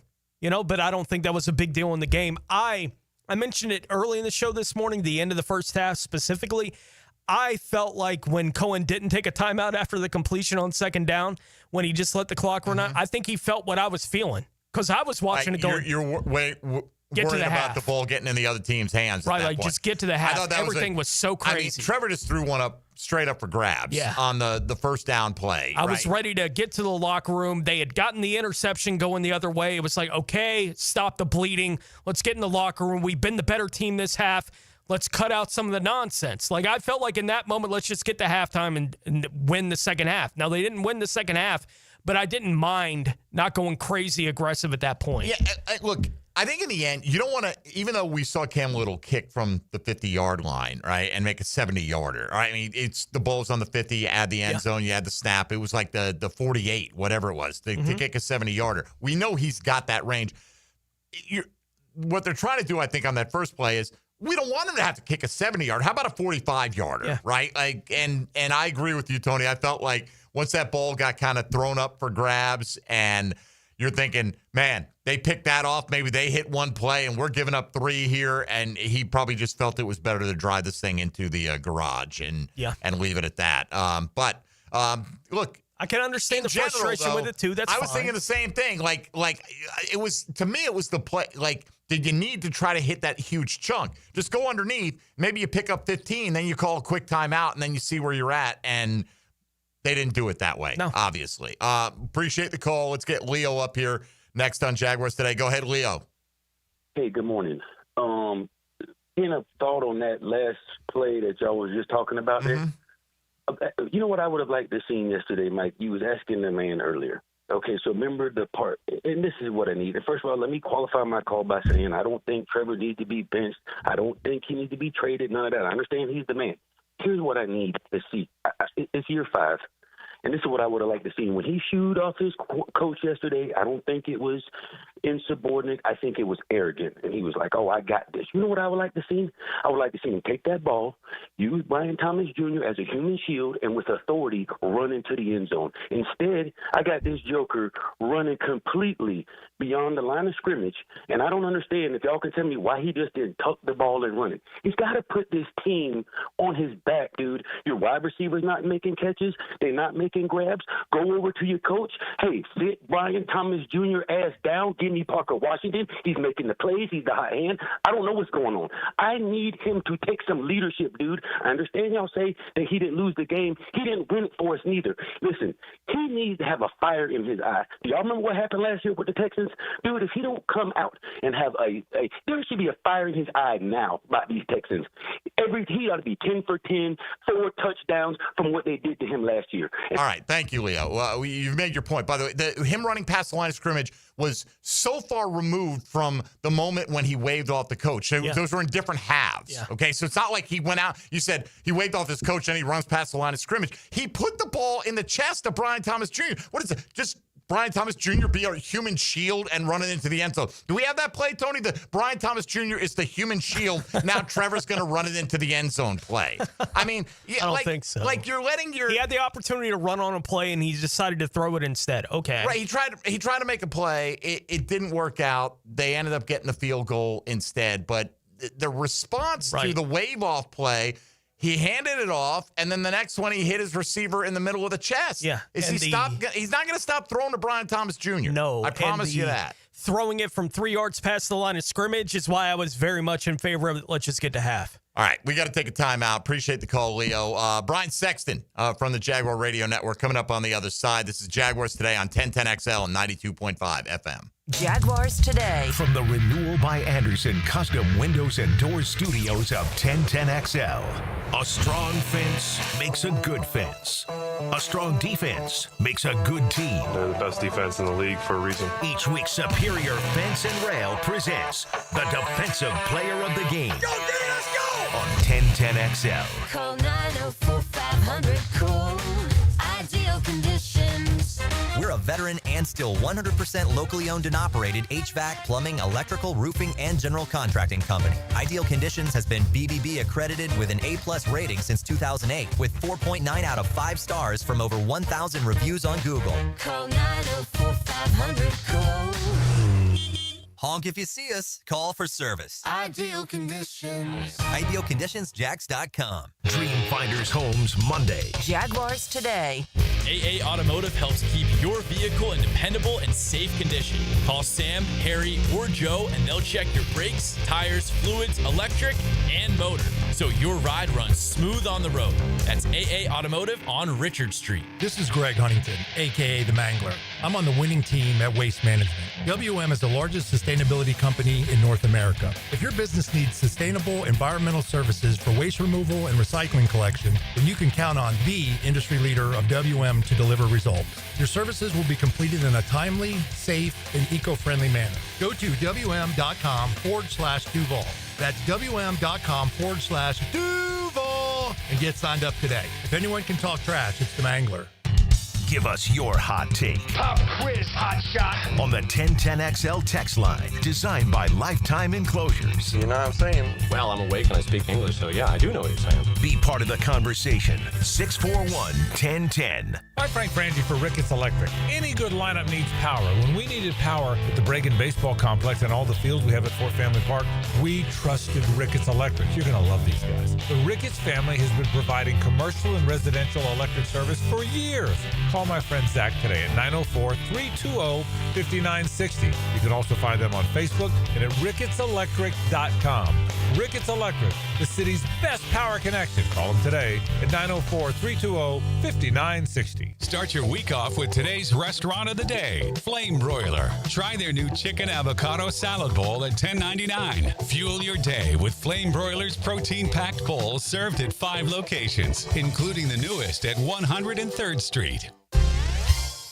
Hey everybody, it's Mike Dempsey, and I only like to recommend the best, which is why I'm proud to say that I chose Pella Windows and Doors for my own home. And now's a great time to upgrade your home with 0% financing for 60 months. That's 5 years of interest-free payments on the best windows and doors in the business. Don't wait. Schedule a free consultation at PellaJacks.com or visit their showroom on Phillips Highway just north of Bay Meadows. For quality you can trust and savings you can't miss, that's Pella Windows and Doors. Are you trapped in a high-rate mortgage, watching your hard-earned money vanish every month? Stop right now. At Loan Pronto, they are delivering the lowest mortgage rates in 3 years. Hey, Prosser here. Loan Pronto's rate reduction home loan program is a streamlined, low-cost way to slash your house payments by hundreds of dollars a month. Lock in at a fixed rate as low as 4.99% APR and close in as little as 2 weeks. No appraisal needed in most cases. And here's the kicker. You can skip your next 2 house payments entirely. Don't wait. Rates this low won't last. Call Loan Pronto now for your free, no-obligation quote. Loan Pronto is amazing. So start now by calling 904-999-1508. That's 904-999-1508. Or visit loanpronto.com to lock in your new low rate and skip those next 2 payments. 999-1508 or loanpronto.com. Equal housing lender, NMLS 1661781, subject to lender approval, NMLS, consumeraccess.org. Helmets and Heels is returning to Vegas. If you're heading out for the big game, join us at Circa Resort and Casino this October for a Halloween weekend football getaway, featuring Circa room discounts and a huddle up for everyone in the teal and black. Meet Helmets and Heels Friday night, October 31st, then hit the Circa Stadium Swim with temperature-controlled pools and a massive betting screen. For Circa room discounts and more information, visit the 1010XL webpage or circalasvegas.com/huddleup-up. 1010XL, presented by Farah and Farah, exclusive injury law firm of the Jacksonville Jaguars. Focused, fueled, fearless, Farah. Now, another great guest on the Checkmate Coatings phone line. Hello. Your floor's missing piece. All right, Brian Sexton, part of the Jaguar Radio Network, senior analyst over at Jaguars.com, joins us to give a little Monday morning quarterbacking insight on what he saw yesterday from the Jacksonville Jaguars. Get back to your calls here in just a few moments at 641-1010. But first off, Brian, good morning to you. Hey, Mike, how are you? We're okay. Obviously, our mood would be a little bit better if the home team had pulled it out on the road yesterday. What do you think the message is for Liam Cohen as he transitions out of that game into a fresh week, Brian? Is it try to put it behind you onto Houston? Is that it? That's it. And listen, you can go on the Jaguars social pages. I think it's up on X and see his post-game locker room. And I want to point that out because, most coaches will let the camera crew come in when you win, right? Because there's the happy time. But when you lose, it's a completely different game. And our cameras were in the post-game locker room, and that is exactly what he said.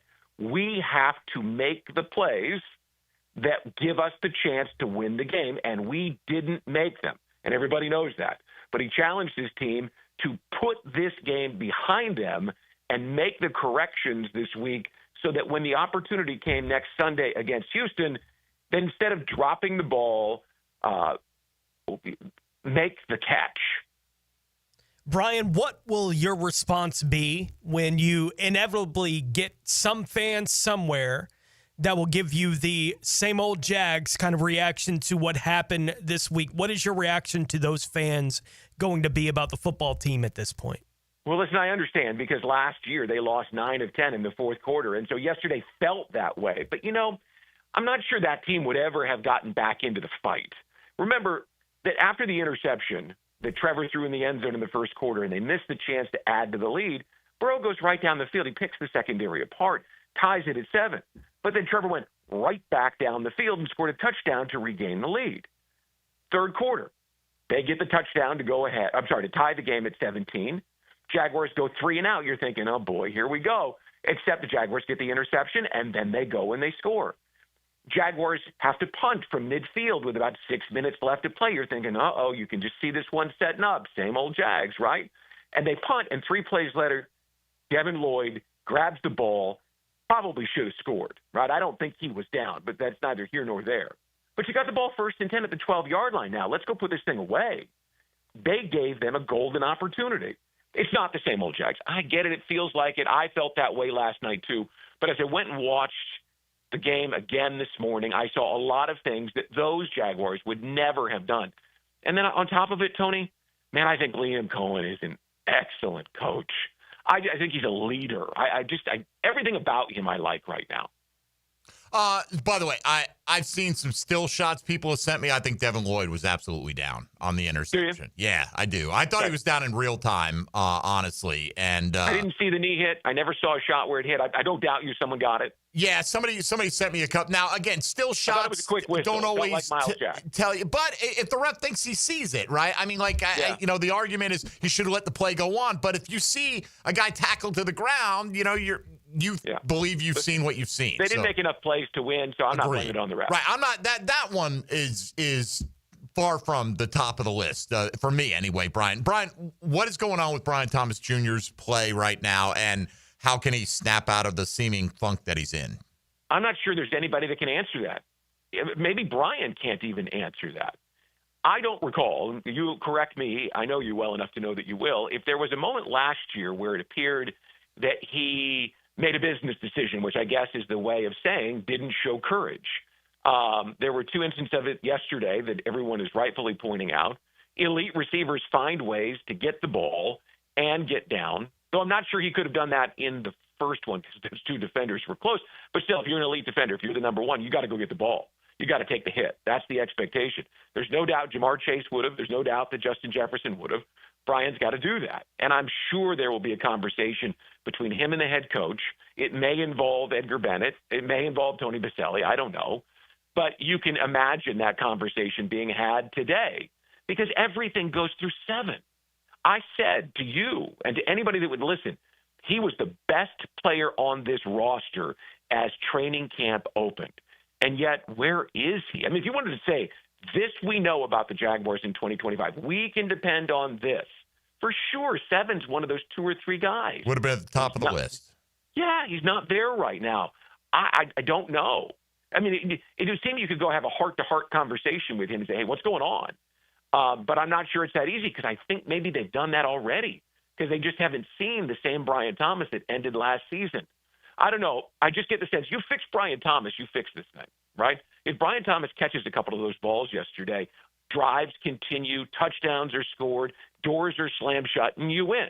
I don't want to say it solves every little issue you have because every football team has issues that you have to find a way to solve. But if Brian Thomas Jr. is playing to the level of Brian Thomas Jr., then you're winning. Brian, I hate it for the team and for Travis that they threw that PI flag on that play that would have won him the game, right? And the whole country would have been reacting to Hunter having made that play. Playing about 80 snaps. Right. Like, I think that would have been a monster deal coming out of this game. How have you felt about what we've seen from Travis Hunter just overall here in the first 2 weeks? I think he's finding his way, Tony. I mean, you're talking about a guy who's going from playing on Saturday to Sunday. And the big difference is that if you're going to play both ways on Sunday, you have to practice all week. The word out of Boulder, Colorado is that the route, he was such a gifted receiver, that he ran 5 routes. And he was so good at it, it was just, which route do you want to run? Because he beat everyone across from him. Well, clearly you don't do that on Sundays. And that they didn't have to practice him very much, and he had more opportunities to rest. Well, he's out there on the practice field. You guys see it every day.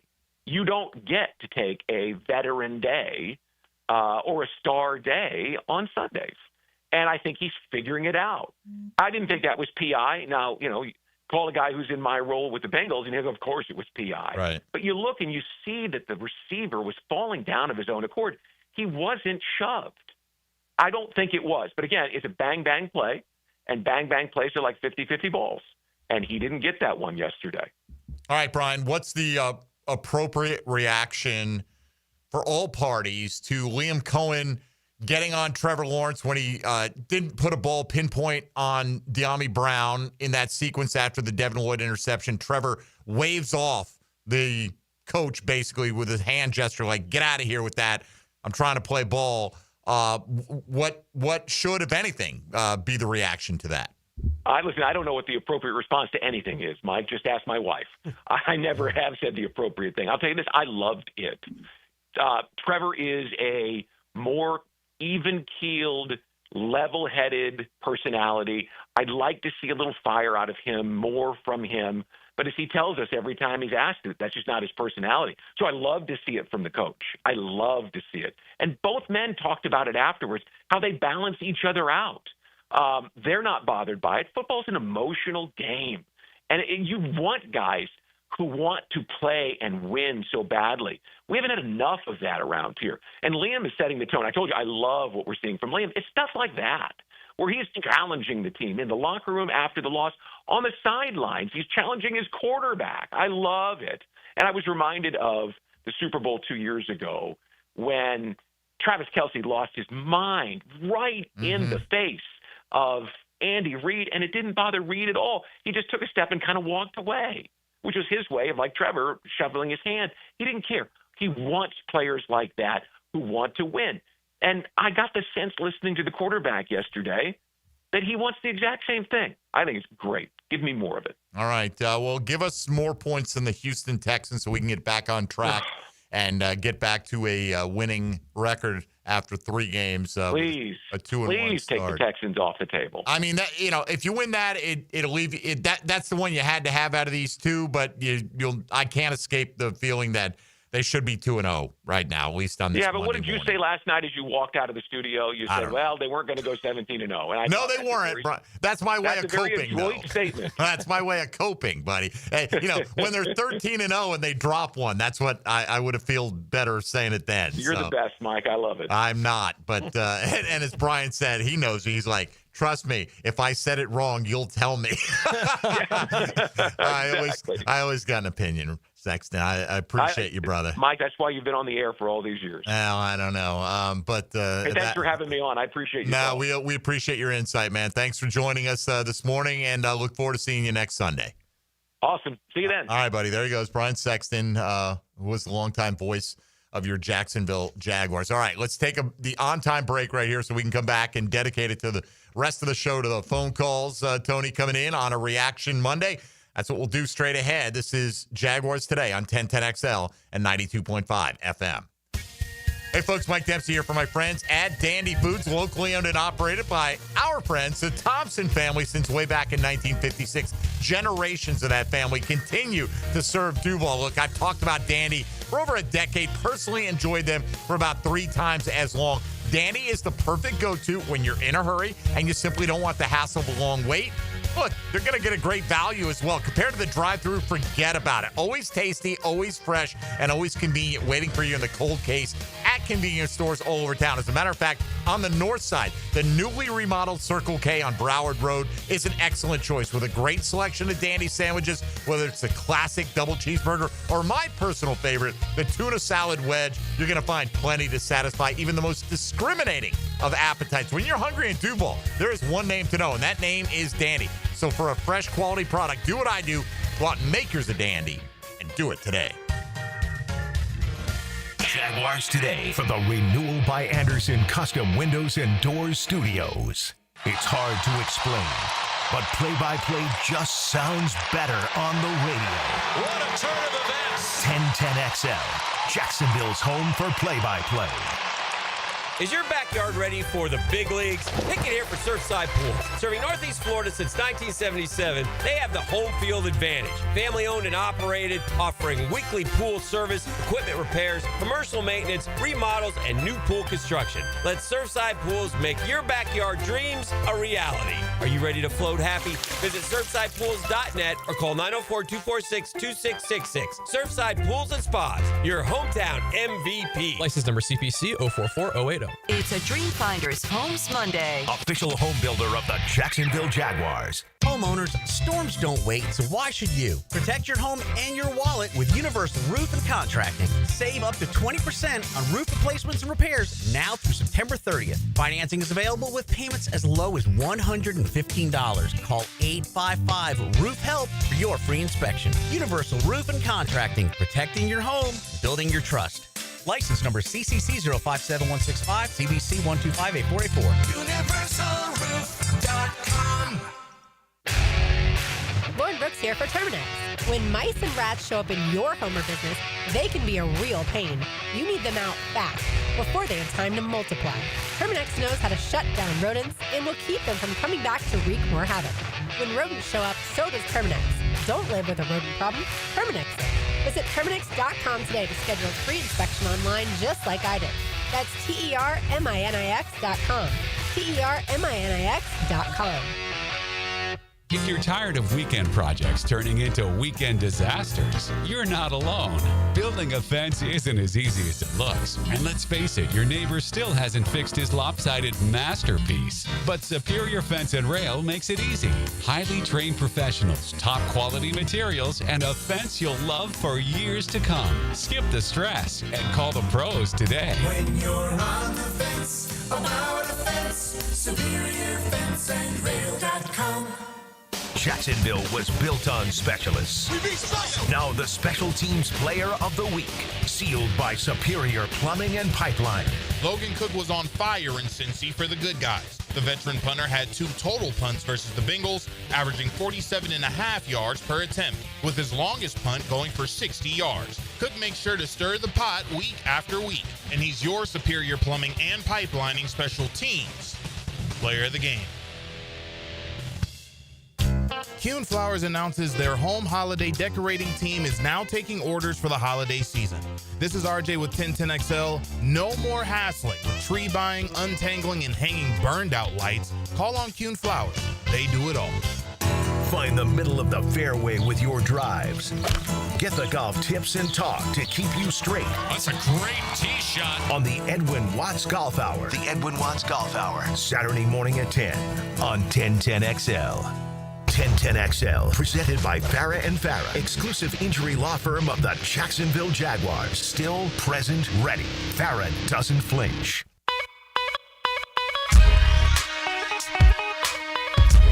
David Garrard Monday on 1010XL is restored by Resto Pros of Northeast Florida.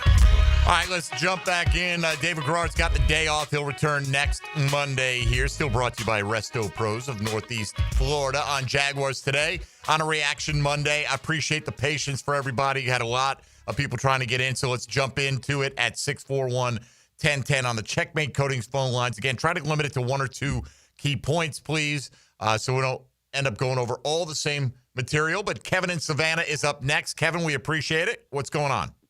Thank you, sir. Yes, sir. The caller that had comments about Trevor and his lack of fire, I just want him to know if he's still listening, you were right on target. I was disappointed on the return team. We kept running the ball out of the end zone. You don't have to kick it through the end zone to get it at 35. It just has to go into the end zone. So we had 3 or 4 opportunities of catching the ball in the end zone. We run it out. I know you probably had the stat, but our average starting point was inside the 25. I don't even think we averaged over 25-yard line. But the last thing, real quick, Trevor dismissing Liam Cohen with the little wave was totally uncalled for. It was definitely insubordination. Now, so wait, Trevor needs more fire, but when he waves off the coach, it's insubordination. Which is it? That's not fire. It's not? Okay. Fire would be, I got you. My bad. That right there was totally uncalled for, and you're talking about what should his penalty be. That's not the issue. The issue was it was totally disrespectful for the coach. Any other player doing it, I would feel the same way. All right. Thank you, babe. Appreciate it. Thank you. The coach didn't take it as disrespect. The coach didn't take it that way, but, I've seen so much worse than that. Right. I mean, like the example that Brian cited, Travis Kelce. Now, that was it. There are points where you can take it too far. That's a quick, man, come on. I'm in the middle of the heat of the moment, and I'm getting up here to call the next play. What are we doing here? That's a big nothing burger for me. Yeah, I can't make it a nothing for everybody else. Right, and that's I don't, to me that is fine. Like, my bad. Like, coach is fiery, player was fiery in the moment. Okay, but it's not fire because it's not the fire you look. Whatever. I mean, Trevor is who he is. You can't transplant his personality. Okay, he's not going to be Tom Brady, yelling and screaming and MFing everybody. That's not who he is. Yeah. And it's not going to come off as authentic if he does start doing and that. I've never seen him do anything on a football field that I would qualify as disrespectful. I don't think he was doing that in that moment to be disrespectful to the coach. I don't believe it. All right. It's all right. You had your say. Appreciate it. Let's go to George and Mandarin up next. Go ahead, George. Thank you, Mike. Yeah, totally disagreeing with the last guy from Savannah and the other one, because that to me, take away the interception, but even though right after the interception, when he got the ball back, he drove right down and scored. I thought he played one of his best, toughest games. He chased the guy down, made a good hit on stopped the guy from going in the end zone, even though the play got called back. That was fire. I want to see somebody else do that. I thought he played a great game, and he wasn't being disrespectful. He was doing just what Mike said. He said, I got you, Coach. I got you. Calm down. The one that needs to come out and take ownership is, like you said earlier, Cohen, with 5 illegal shifts in a row. I mean, good Lord. And I couldn't believe it. And then 3rd and 2, the 3rd and 2 and the 5 illegal shifts, I'm still so mad about it. I thought Trevor showed plenty of fire. He's never going to get out and yell and go, oh, it's all about me.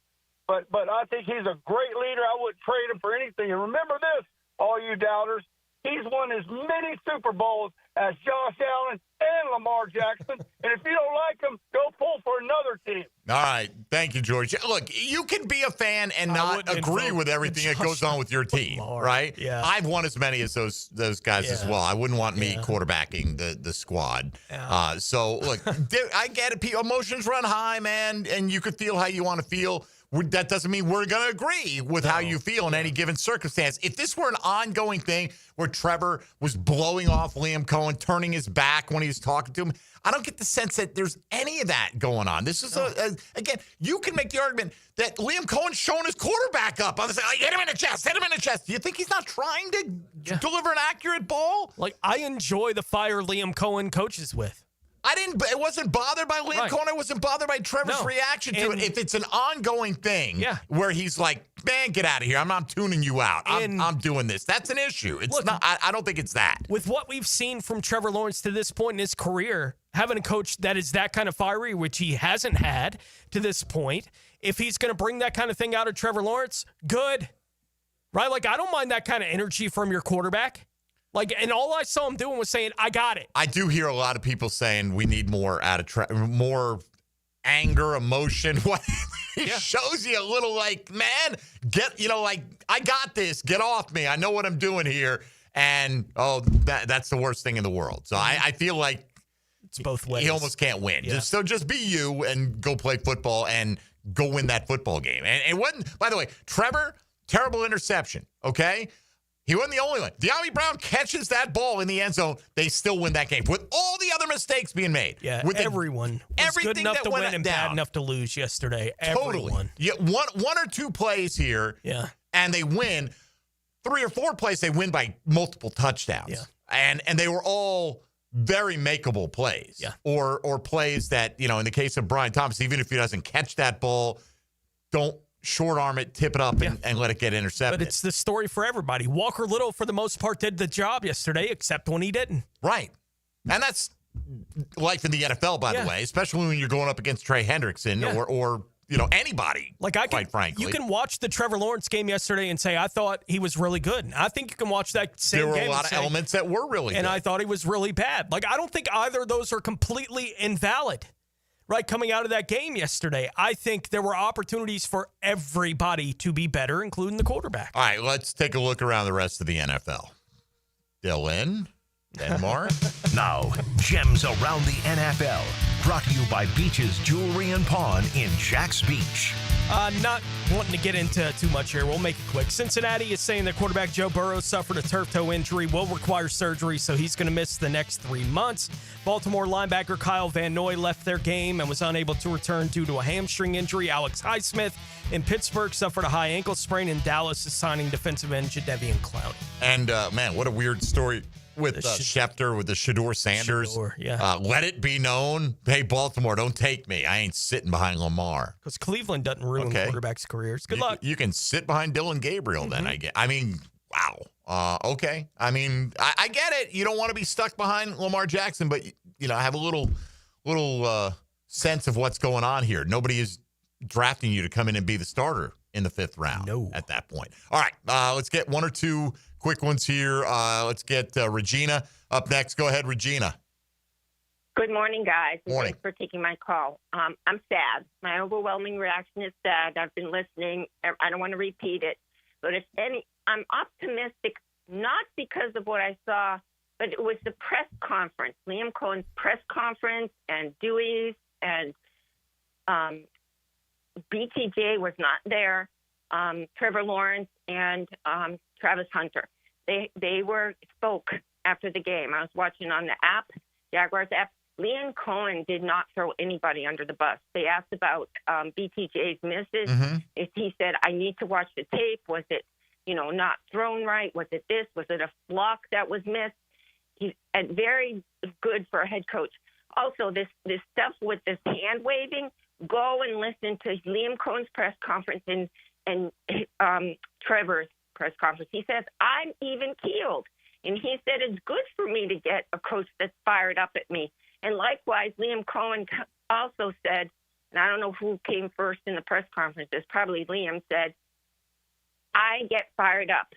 Trevor is even keeled. He's good for me. So, and I'm going to be optimistic for Sunday.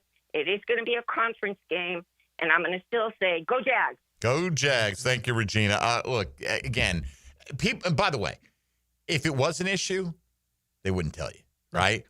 So we can all say, well, Liam Cohen said, hey, I'm fine with it. Trevor's, I'm fine with it. And if they weren't fine with it, they'd be smart to not tell you. But I do think, look, I don't need Liam Cohen. I think as long as there's accountability behind closed doors, he doesn't have to blow everybody up the moment a game ends, in a press conference. So I don't expect him to go, yeah, man, BTJ alligator arming it all day long yesterday or something like that. I would imagine. I don't want the coach to do that. No, right. But I would imagine that it gets addressed with him again because he said he's got to watch the film. Okay, so what do you think? And I think he'll put it in a way that, BTJ knows he's got to be a little bit more aggressive in certain situations, and we got to be aware of where we place the ball. And he'll give an answer that doesn't rip anybody to shreds. Because you don't have to do that publicly. No. The expectations that you individually have for Brian Thomas Jr., I doubt they're very different than what is expected of him in the building. Right, so the disappointment... I would think they think he's a 1,500-yard receiver. Right. The disappointment that you're feeling is being felt there, and it's going to be discussed. You don't get to have that discussion with him, and I don't need the coach to have it in public with him. Like that's not the way I need the coach to handle it, but it does need to be handled. And hopefully we start seeing the results we expect from what we thought was the team's best player going into the season. Can we get that guy back, please? Still among the most talented players on this roster. Without a doubt. Right? So, and still could have won the game despite all the mistakes and shortcomings from him with one or two other plays. That's why it's so frustrating. Yes, it still would have maybe masked some of the flaws, but you're still 2-0, and they don't take that W away from you. You didn't deserve that one. Yeah, you did. Right. He makes that play at the end of the game, and they wind up winning the game because of that play. You go, man, I wish you would have finished those other couple, but dude. When he came up big when in battered, right? But he didn't. And so there you go. All right. All the weight's on. One final segment to go. This is Jaguars Today on a Reaction Monday on 1010XL and 92.5 FM. Hey, folks, Mike Dempsey here for Apex Roofing and Contracting of Jacksonville Beach. Man, you know what? Roofs, they don't come cheap. And Apex understands that. They understand that sometimes you need a little help along the way. That's why up to 100% financing is available. Apex is local. They're dependable. They're going to show up on time. They're not fly-by-night. They're right here in Jacksonville Beach. They use only premium materials with ironclad warranties. No shortcuts, no stress, only quality work you can trust. Reach for the peak. Apex Roofing and Contracting in Jacksonville Beach and online at apexroofingfl.com. Jaguars Today from the Renewal by Anderson Custom Windows and Doors Studios of 1010XL. Hey, Scarline here. If you're shopping for a new ride, you've got to check out Atlantic Infinity. Not only do you get a luxury vehicle, you also get the Atlantic Infinity Promise Free with every new car. That's almost $2,500 in added value just for buying smarter, and you don't have to sweat it out on the lot. Shop in their indoor climate-controlled showrooms. It's cool, comfortable, hassle-free. They're on Atlantic near St. John's Bluff, or browse anytime at atlanticinfinity.com. Jaguars Today. It's a Dream Finders Homes Monday. Tired of high energy bills? Replace those inefficient windows and patio doors now with the big BOGO event. Buy one, get one 40% off replacement windows and patio doors. Plus, no money down, no payments, and no interest for 18 months. This offer expires September 30th. Renewal by Anderson, proud partner of the Florida Gators. Visit bestwindowsflorida.com to schedule your free consultation. License number CGC 1527613. Tired of changing out bad sod year after year? Get it done right with Roundtree Sod. Big or small, they have it, and always supplied farm fresh. For a lush, legendary green lawn, call 7414-SOD for a free estimate. 7414-SOD. September is Prostate Cancer Awareness Month. Here's a reminder to get screened. Ackerman Cancer Center offers on-site imaging and other diagnostic services. Early detection saves lives. Visit AckermanCancerCenter.com. Hi, folks. Jason Parker here with Performance Painting. Ever wonder what to do with leftover paint that you don't want? Here's a few options. Paint can be placed in the regular trash if it's dry. Simply stir in kitty litter to a thick consistency. Then wait a few days with the lid off till it dries. Also, if the paint is good, there's many charities or churches that would love to have it. If you'd like more tips or have a project, we'd love to help. Go to performance-painting.com. Performance Painting. Repair, protect, preserve. Performance painting. Bueller. Stay cooler with Bueller. Hey, Jason, thanks for coming over so quick. Sure thing, pal. What's the big... Whoa! See, I told you there was a smell. Yeah, it smells like... Exactly, or a dead one more like it. You need some fresh air in here. Well, this is the problem, Jason. I've kept everything sealed up tight all summer long so I don't lose all my nice cool air. Now all the dog smells and cooking smells and home gymnasium man cave smells are all building up and I can barely... Dude, where are the Bueller sunglasses I gave you? Oh, I don't know. They must be in my other... Put on my emergency pair. Whoa. Bueller Air and Plumbing can install an air purification add-on to your existing air conditioner. Clean the air of dust and pollen and funky smells while you cool. So I can keep all the cool air I saved up? And your place won't smell like a dead... Stay cooler with Bueller. Visit BuellerAir.com. I love my propane company. They always answer when I call and give me great prices and fast service. Said no one ever. Until now. Need propane for your home or business? Seabreeze Propane is bringing the propane as North Florida's new local propane provider. Visit SeabreezeLP.com. Seabreeze Propane. We make propane cool, brother. Oh, yeah. 1010XL, presented by Farah and Farah, exclusive injury law firm of the Jacksonville Jaguars. When it's game time, Farah doesn't flinch. Now, the cool down with Donovan Air Electric and Plumbing, keeping Jack's cool since 1987. All right, let me get through some of these reactions, Tony. Some are absurd. By the way, just block ML Football. It's a crap account, right? But somebody sent me a screenshot of an ML Football tweet. Trending. Jaguar fans are calling for the team to suspend young phenom wide receiver Brian Thomas Jr. for a game after he had multiple awful drops. No, they're not. Who is? Yeah. Anyone who is drain damaged. Yeah. I mean, what are we talking about here? Nobody's saying suspend him. He needs to play better. Yeah. But you couldn't suspend a guy for just dropping footballs, I don't think, right? Like that, even if you wanted to, it's absurd you as that sit him down, but that's all you could do. Right, you could bench him. And good luck with the PR coming out of that. Right. Right? Like, you think the odds of Brian, if he did that, just taking it quietly? Brian Thomas needs to play better, but Brian Thomas is capable of playing better. That's why you're going to keep rolling him out there. Like, I get it. Everything doesn't have to go to the blow it up option. No, and if he keeps shrinking from the moment at times, would he lose some reps? That's possible, right? Because no one's above that, right? That's for anybody. But come on, that's silly talk. Don't get caught up in what the other people are trying to stir up. I've had that for blocked you. a long time. So let's see. I saw a Vi, and that's why I had to look. All right, let me click. Do you want to view this tweet? Yeah, why not? All right.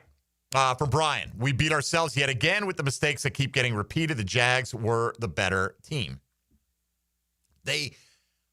It's tough, right? Because the better team executes better, right? I mean, the Bengals are like, how are they the better team? Yeah. Like, yeah, we made some mistakes, but we came in with a backup quarterback who threw for 240 in 2.5 quarters, and we beat you. What are you talking about, better team? They would have had plenty of mistakes on their own end to look back on. If we hadn't done X, Y, and Z, we would have won that game. Like, the Bengals could have done it the same way. I don't know that it would have been at the same level that it is today here in Jacksonville. Like, today would have just been, and it still is up there, I'm sure, the reaction to they don't have Burrow for 3 months. Right? Like, that's the reaction in Cincinnati, and it's right for that to be the reaction. Their reaction is, but we got the win. But we're 2-0. And can we win enough games to stay afloat and get Burrow back in December and try to get into the playoffs? Like, it's a different kind of feel. Even win or lose, it's a different kind of feel in Cincinnati than I think it is in Jacksonville today. All right, from no toes down, great moments, rough moments, typical Jaguar fourth quarter. Hope they flip the script next week. From Marcos, he says, we're averaging 5.3 wins per season since 2014. Being a fan of this team is nothing but a source of frustration. One thing we bring to the table is hope every year. I'm more hopeful after this game, though, not less. Okay. From 4 Jaguars, does any player have the gravitas to sit BTJ down for a talk? Though I know the roster is better, I don't see a true player leader. Calais should still be a Jaguar for that and other reasons. Calais had a blow-up game yesterday, by the way. But I don't know who that, honestly, would be, and I think that would come more from the wide receiver room, and it's not like, I mean, Diami's the veteran guy in that room. But Diami's so not accomplished in the NFL. Right. Diami had a big drop. Diami's got his own. Catch that damn ball, and then you can the guy in that room is Brian Thomas Jr. He can't have the conversation with himself like that. Like, he's just got to figure it out. From Jeremy, depressed because I feel like they should have won, and for the first time in a while, I actually believe it. Okay. Let's see here. A lot of the same. Very disappointing. Need BTJ to turn it around quick. Would like to see more Parker Washington and Brenton Strange with the pass game, especially in crunch time. Hey, Parker Washington looked great, but look, you're not throwing Brian Thomas Jr. out after a sketchy first couple of games, right? An inconsistent.